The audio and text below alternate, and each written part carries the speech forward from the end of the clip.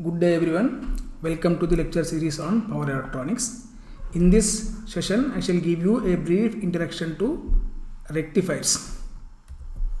Content that is going to be covered in this session is as follows. Firstly, we shall see a brief introduction to rectifiers, and then syllabus that is going to be covered in this chapter, in this module, that is rectifiers, and then input performance parameters, output performance parameters for ideal rectifiers. A AC to DC converter, which is also known as rectifier, it is basically a AC to DC converter. It converts input AC power into DC power.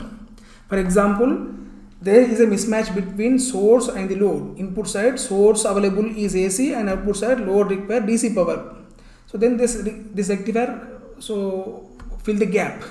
So this acts as a bridge between input and the output. It converts AC into DC. Input side usually we have perfect AC, so that is sinusoidal. Voltage is purely sinusoidal in nature.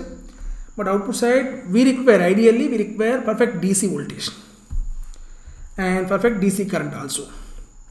And input side, in order to transfer energy from source to load, input side we require pure AC current to be drawn by this rectifier. So which may not be possible practically, okay, which means somewhat difficult. Okay, coming to the practical converter, so which input side which has usually a transformer, and output side usually we should have a filter in order to smoothen the output voltage so that it is very close to the perfect DC. Of course, that is not considered this case. That is not considered in this example. Okay, so let me consider a practical AC DC converter without filter, without any capacitor output side. So in this case, the input side voltage, so this source voltage at secondary of transformer, usually that is going to be pure AC only. So that is sinusoidal in nature. And output side, if there is no filter, so assuming this is a diode rectifier, output side we are going to have a pulsating DC voltage this way. Input side, the positive half cycle and negative half cycle of the source voltage would be rectified, and we will have only positive voltage, but it is not perfect DC, it is pulsating DC, whose average value is equal to some 2 Vm by pi, right?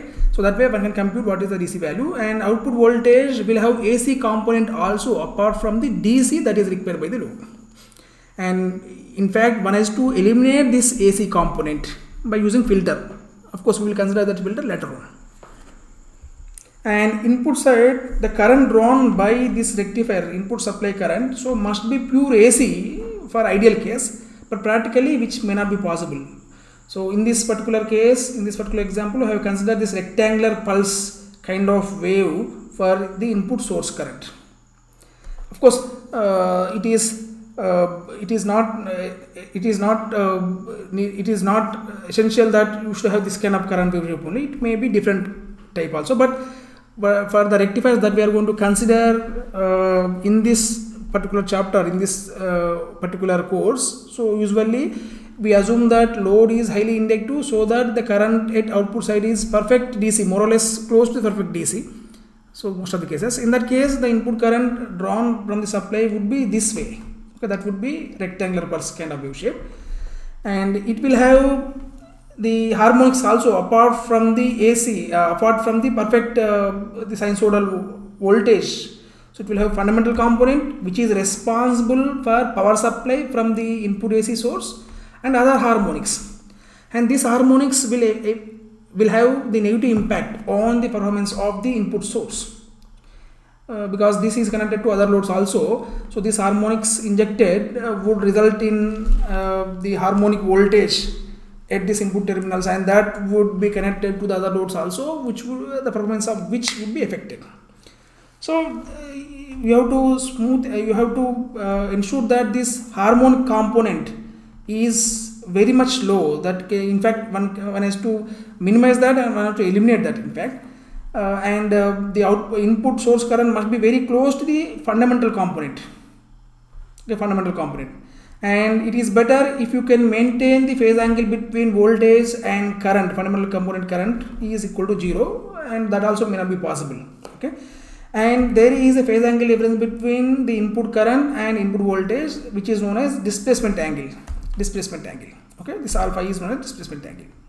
And output side current, so assume that the current is perfect, close to the perfect DC, assuming that load is highly inductive in nature. So this kind of scenario we encounter with respect to power trans converter without filters, assuming load is highly inductive. So the syllabus that we are going to cover in this particular chapter, in this particular module, is as follows. Firstly, we shall discuss single phase rectifier. In single phase rectifier, we shall see half wave diode rectifier, half wave control rectifier, full wave diode rectifier, full wave control rectifier, and semi converter. And then followed by three phase uncontrolled and control rectifier. Uncontrolled in the sense it is diode rectifier. So diode rectifier, diode rectifier is uncontrolled because the switching action of diode is out of our control. Diode will be automatically conduct whenever it is forward biased, and it will be turned off if it is reverse biased. There is no control over the turn on and turn off condition of the diode. So whenever you use diode in the rectifier, that becomes uncontrolled rectifier. Okay. And then we shall see effect of the source impedance. So source impedance also will have some impact on the performance of the rectifier, that we shall see. And we shall see single phase rectifier with the filter. I mentioned no, like output side, usually if we don't use filter, the output voltage would be pulsating in nature, and in order to smoothen the output voltage so that it is very close to the perfect DC, one has to use the filter. So a simple capacitor connected across the load, so that makes the output voltage more or less close to the DC. And then finally we shall see dual converter at the end of this particular chapter, that is rectifiers. Okay. And let us see what are the input performance parameter. Once you learn all these rectifiers, so you have to compare them in order to see that which is giving better performance of which rectifier is very close to the ideal. So in order to go for that comparison, in order to evaluate performance of the rectifier, one has to know the performance parameters. One has to evaluate performance parameters, input with respect to input side and output side also. So firstly, let us consider input performance parameters. In order to explain this input performance parameters, I consider this voltage. Of course, input voltage is more or less pure sinusoid, and I have considered this kind of the input current, source current. I have considered it is rectangular in nature with some displacement angle. Okay, and fundamental component of this input source current would have angle displacement that is equal to alpha. There is the phase angle difference between input voltage and fundamental current of the input source current, which is known as input displacement angle, and input displacement factor, so that is equal to cos alpha. So that is cosine of angle between this input voltage and fundamental component of the input current. RMS value of input voltage equal to Vs, which is equal to Vm by root 2. So where Vm is the maximum value of the input source voltage. Input current RMS value, of course, that is RMS value of this input current, which is in rectangular in nature, which follow this rectangular wave shape. You can compute. So we have discussed how to compute RMS value in one of the lectures. So I recommend you to go to that lecture if you have any doubts. And then, so fundamental current RMS value, that is RMS value of this fundamental component. So that is equal to IS1, so which is equal to Im1 by root 2, where Im1 is peak value. And this peak value of fundamental component can be computed using the Fourier series. We have seen how to compute Fourier series in one of the lecture. I strongly recommend you to go through that. So I have recorded a lecture on how to compute the Fourier series for quarter wave symmetric signals. So from that you can compute. So go through that, refer that lecture, and try to find out the way to compute this peak value of fundamental component, and use that in order to compute RMS value. IS1 equal to peak value, this peak value by root 2. And mean input AC power, that is average the input AC power supplied from the source, is equal to Vs into IS1 into cos alpha. So Vs is the source voltage, IS1 is fundamental component of the source current, and cos alpha is the cosine of angle between the source voltage and fundamental component of the input current. So if you see, the power supplied by the source is because of this fundamental component alone. So this fundamental component is responsible for power supply from the input source. Okay, this is very, very important point to be noted. So please remember this. And total RMS volt amperes is equal to Vs into Is, where Vs is the RMS value of the source voltage and Is is the RMS value of input current, so which follow this rectangular wave shape. Okay, and this RMS value of the source current would contain the RMS value of this also. It is not RMS value of fundamental component alone, it is RMS value of entire current. Okay, please note this difference. So Is and Is1 are different, both are different. Okay, so and RMS value of all harmonic component in the input current, so that is equal to Is square minus Is1 square under root. So what this indicate? This indicate the harmonics that are present in the current. It is RMS value of harmonic content, total harmonic content that is present in the input source current. So for ideal case, we expect input current to be pure sinusoid, but practically it is not pure sinusoid. It contains some harmonics also, and the RMS value of the harmonic component is this. That is given by IH. So that is equal to Is square minus Is1 square under root. So once you compute all these parameters, you can evaluate you can compute the input performance parameters. And what are the input performance parameters? The first one is input current distortion factor, that is equal to Is1 by Is. What is Is1? That is RMS value of the fundamental component of the input current, and Is is the RMS value of overall input current. So what this indicate? This indicate the harmonic content present in the input current. Higher the CDF, lower the harmonic content, right? See, if this is more, then Is1 is more, and and this factor would be less. In case Is1 and Is both are same, if there are no harmonics present in the Is, for example, it is perfect DC, in that case harmonic content is 0. If harmonic content is 0, then input current factor tends to be infinity, right? So sorry, that tends to be 1. That is equal to 1, because the RMS value of the fundamental component is same as RMS value of the input current. Both are same in fact. So this value is equal to 1. So in ideal case, practical case, that is less than 1. So higher this value, lower harmonic content in the source current. So this is the physical significance of the input current distortion factor, in short known as CDF. Second input performance parameter is input power factor. So that is equal to input power supplied by the total RMS value of input supply source. Okay, so this average value of the power supplied by the source is equal to, we know the power supplied by the source is same as the power contribution due to fundamental component only, that is equal to Vs into Is1 into cosine of angle between these two, that is cos alpha, right? So Vs into Is1 into cos alpha is equal to the average input power supplied by the source.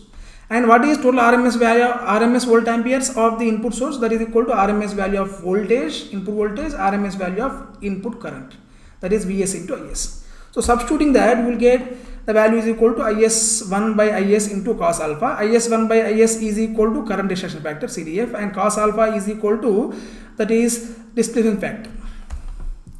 So current distortion factor into displacement factor is equal to input power factor. So input power factor also has the very much significance with respect to performance of the rectifier. If this is poor, for example, input power factor is poor, so then for given power demand you require more VA, right? For given power demand you require more input volt amperes. If input volt ampere is more, because input voltage is fixed, so input current would be more. Input RMS value of current drawn from the supply must be more. So more supply current is required. So if you have better input power factor, if power factor is very close to unity, in that case the input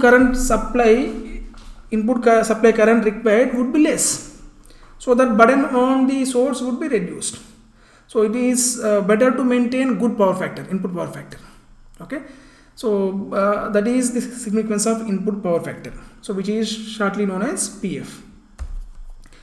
The next input performance parameter is input current discharge factor. So in short known as HF, that is equal to harmonic RMS value of harmonic all harmonic currents that are present in the input current by the RMS value of the fundamental component. So and we know IH is equal to under root IS square minus IS1 square. So substituting that, you will get this formula finally. So you will have relation between the harmonic factor and current displacement factor, current distortion factor. Okay. So more this value, okay, higher this value, higher current distortion factor. Okay. So lower the harmonic component, right? So if this is more, then so harmonic content would be less, right? So this if this is more, then this distortion factor would be less, right? So that would be, sorry, harmonic factor would be less. So this also indication of the, this also measure of the harmonic content in the supply current. So if this value is more, for example, in that case the harmonic content is more. So so greater the distortion of the input supply current. So we require this HF should be as low as possible, so that harmonic content is low. So this is about the input performance parameters. Coming to output performance parameters. So in order to explain output performance parameters, I have considered output voltage with this kind of wave shape and output current assumed to be perfect DC, assuming that load is highly inductive in nature. And input voltage DC component so can be computed, and that is equal to average value of the input voltage, right? Average value of DC output voltage is equal to V naught. Average value of DC output current is I naught, which is same as RMS value because it is perfect DC. So as per my assumption, okay, IOR is very close to I naught. And RMS value of IOR, of course, you can find out, that is equal to Vm by root 2 again. So we can compute that. And output DC power PDC is equal to V naught into I naught. So that is DC voltage, the DC component of the voltage into DC component of the current. So that is equal to output DC power. And output AC power, that is PAC, is equal to RMS value of the output voltage into RMS value of output current. So VOR into IOR. So once you know all these parameters, you can compute the performance parameters. The first one is rectification ratio, which is also known as rectifier efficiency or figure of merit, and it is defined as ratio of the output DC power by output AC power. And so in case the output voltage and output current both are DC, so which is possible for ideal rectifier case only. So in that case, PAC and PDC both are going to be equal. So both are going to be equal. So in that case, the rectifier efficiency is going to be equal to 1. So that is for ideal case.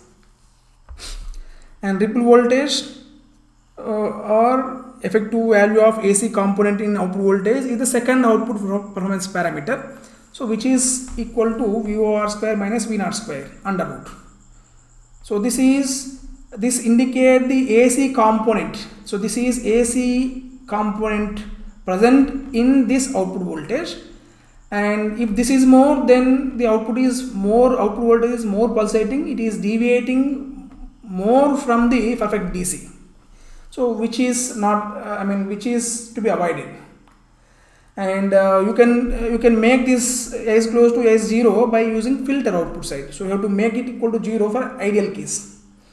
By using filter, so you can minimize this voltage, you can minimize this ripple voltage, and you can make the output voltage very close to the perfect DC. And the next performance parameter is form factor, which is defined as the ratio of RMS value of output voltage by average value of output voltage, and this is measure of the shape of the output waveform. So if this form factor is close to the 1, in that case, what is the value of RMS value? RMS value and average value both are equal. That is possible for perfect DC only. So in case this form factor is close to 1, then the output voltage is better. It is close to the DC. That is what we can say. Similarly, next the performance factor, that is voltage ripple factor, which is defined as ripple voltage by the average value of output voltage. Okay, and this also we have this also for ideal case this must be minimized. Ripple voltage must be minimized, that must be made 0 in case of ideal rectifier. Okay, so this also indication of the output voltage wave shape. So if this output voltage wave shape is very close to the DC, in that case ripple content is very close to 0. So voltage ripple factor is very close to 0. That is for ideal case. So so one can find out this, and one can compare with the ideal case, and one can evaluate performance of the rectifier by using this parameter also. This also indicate the shape of the output voltage waveform. And there is a relation between voltage ripple factor and form factor. So if form factor is more, voltage ripple factor is also going to be more, right? Yeah. Anyway, if form factor is equal to 1, that is in case of perfect DC, so voltage ripple factor is going to be 0. The fifth performance factor, that is current ripple factor. So it is indication of the ripple content present in the output voltage. That is equal to IR by I0, where IR is ripple current present in the output current. So that is the AC component present in the output current. And for ideal case, I mean for the good rectifier case, no, we have to maintain this ripple current to be equal to 0, right? And again IR by I0. So further you can write this way also.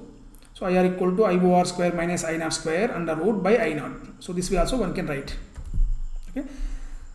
So where IR is equal to RMS IR. So this is RMS value of ripple content present in the output current.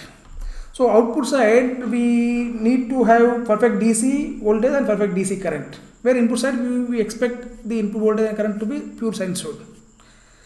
Okay, so that is okay, that we will see later on. So now next performance factor, that is transformer utilization factor. So that is equal to PDC by volt ampere rating of the transformer. So what is PDC? That is the DC power supplied to the load, or DC power issued by the load at output side, and volt ampere rating of the transformer.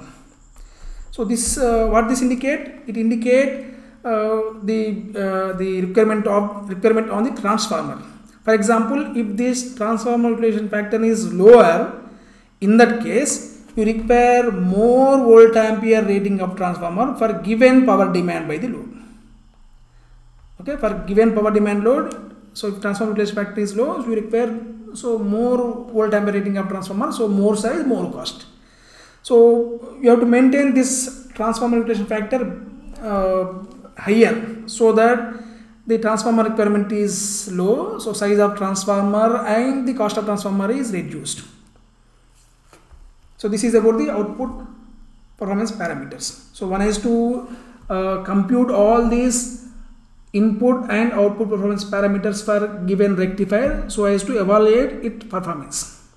So we are going to discuss various kinds of the rectifiers in this chapter. So for each and every case, I expect you to compute all these performance factors. I am not going to discuss the evaluation of performance of the rectifiers later on. So instead I give you it as assignment to you all.